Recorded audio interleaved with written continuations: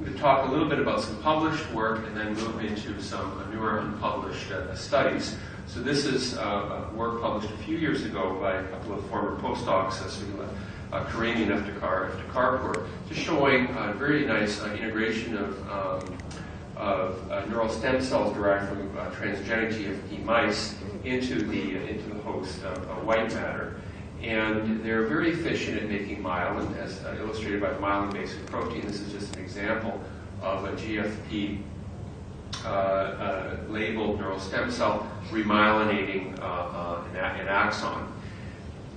If one looks at the neural behavioral recovery, on the one hand, it's very promising, but I think realistically the recovery that we see is also modest. So I think this is kind of important, I think, to manage the expectations. What are we going to be able to see with this kind of an approach? So these are chronic animals, and it's likely that the amount of behavioral recovery we see in chronic situations will be less than an acute neuroprotection situation. Nonetheless, we have a variety of ways of quantifying locomotor performance. This is a BBB score. We have grid walking and now other types of techniques. And this showed very nice improvement with this. And similarly, we saw improvements with looking at a footprint analysis. So we went on to do work in the shiverer mouse model. And this is a spontaneous mutant where the animals lack myelin-basic protein, a classical model of developmental biology, to try to look at this from a proof of concept perspective. So here we have normal, this is the dorsal root entry zone in the cord. We have normal peripheral myelin, and centrally there's no myelin that's present. These animals have a very unique and interesting phenotype that makes them quite challenging to deal with, quite frankly. This is work published a couple of years ago, again, just showing that we were able, even in adult shiverer mice, to reverse the phenotype with a local injection of these neural stem cells and to reconstitute normal nodes of Ranvier. And then using electrophysiology in vivo, we were able to demonstrate that we were able to get partial restoration of axonal conduction. Then when we sectioned these tracks, we eliminated this conduction. So that's the published background. Now on to some more recent work. So this is some MRI-based approaches. This is using a technique called quantitative T2 MRI. And this is really based on the fact that one can generate spectra of the T2 signal, and the early peak here represents the myelin peak.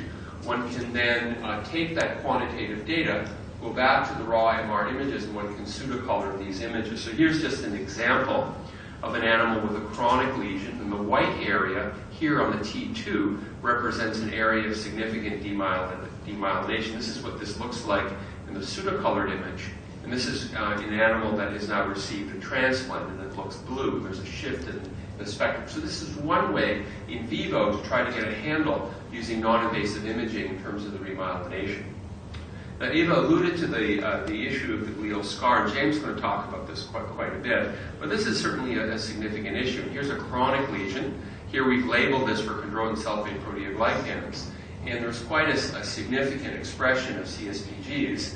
And when we inject the neural stem cells in a chronic paradigm, we don't get very good recovery, at least in our hands. And unlike the subacute situations, the stem cells do not proliferate and migrate very well. And so, in fact, it's almost as if they're being engulfed by these GFP-positive processes. So Sahila Karimi in our group then did the experiment where we then injected in a chronic lesion chondroitinase. We were able to dramatically knock down the extent of glial scar, and then we are then now able to get beautiful migration and distribution of these neural stem cells, just like in a subacute situation. Again, very nice remyelination. And here, the only group where we saw significant neurobehavioral recovery was this group that received a combination of the neural stem cells and the chondroitinase. So where we're going with this now, in collaboration with the Cambridge group, is now to try to genetically modify the neural stem cells using plasmids expressing a chondroitinase to try to more efficiently and elegantly get chondroitinase to be expressed contemporaneously with the expression of the neural stem cells. Now, one of the challenges in terms of the translation of neural stem cells into the clinic relates to the fact that although the vast majority of injuries are in the cervical region, almost all of the animal models have focused in the thoracic spinal cord. Now, there are very good reasons for that in terms of the ease of handling the animals, etc. But nonetheless, in terms of the translation into the cervical region, it's a challenge. So some groups are now starting to try to get a handle on this, and these models are quite tricky to use.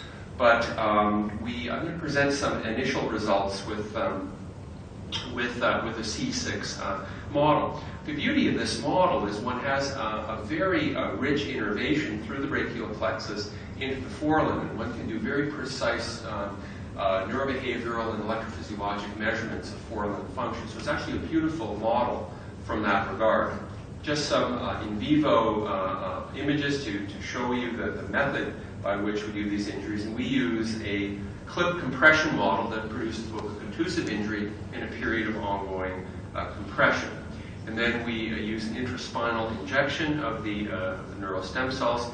In the typical experiments, we wait about 2 weeks after the injury before we introduce these cells. So some preliminary results here with ES-derived neural stem cells using the default pathway that I mentioned before. And the initial results do appear to recapitulate some of our previous results, and that we are getting remyelination of tracts. We're currently looking at other readouts. But these are some initial neurobehavioral results looking at a methodology to assess grip strength. And we're getting really very nice improvement in grip strength using this C6 model of injury. So it's looking quite, that's looking quite encouraging. So where do we go from here? How do we translate this into the clinic? Well, Ava has shown that the application of certain types of cells, such as autologous bone marrow cells, is already at the stage where it's starting to be transferred into the clinic. And I think that those types of cells are quite attractive for certain types of properties, certain types of injuries. In terms of neural stem cells, we are now at the stage where the phase 1 Geron study has just started, and there are, I believe there's one patient that has been treated to date. And so certainly the stem cell era with regard to neural stem cells has commenced. We're in an earlier phase here. And I think what needs to be occurring now in terms of the translation of this is a lot of discussions, a lot of thought in terms of what is the best cell type, which is the best patient to consider, which outcome measures, and so on and so forth. And realistically, this is also an opportunity for what I might call both forward and reverse translation. So forward translation from the preclinical research into the clinic, but also reverse translation from the clinic where certain questions will emerge that can only be answered with relevant animal models. Thank you very much.